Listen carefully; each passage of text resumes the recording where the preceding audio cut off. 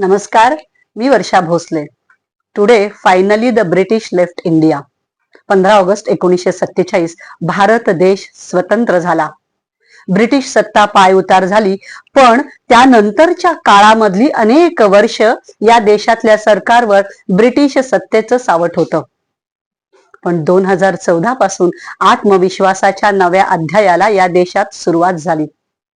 आत्मवंचनेकडून आत्मगौरवाकडे घेऊन जाणारा भारताचा हा प्रवास उल्लेखनीय आहे.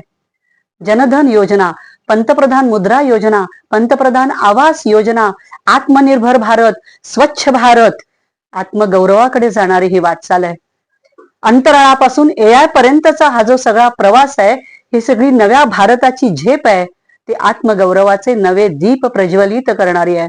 आणि म्हणूनच 2014 साली द गार्डियन मध्ये प्रसिद्ध झालेलं वाक्य today finally the British left India हे वाक्य फार महत्वाचं ठरतं.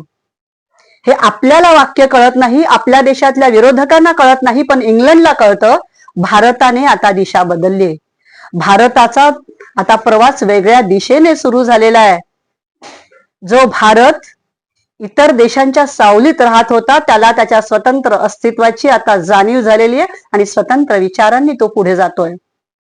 हाच आहे तो बदललेला भारत. आणि बदललेल्या भारताचा विचार करत असताना, या बदललेल्या भारतामध्ये बदललेल्या भारताच्या दिशेचा विचार करत असताना फक्त भारतीयांनाच नवा दृष्टिकोन दिला असं नाही, तर जगाला भारताकडे पाहण्याचा नवा दृष्टिकोन दिला, हेही आपण लक्षात घेतलं पाहिजे. आणि म्हणूनच आत्मगौरवाची ही 12 वर्ष जी आहेत, ती आत्मवंचनेकडून आत्मगौरवाकडे जाणारे, आणि जो देश इतर देशांवरती अवलंबून होता, तो भारत देश आता इतर देशांना उपाय आणि दिशा देणारा आहे. हा आत्मविश्वास बाळगणारा भारत आहे.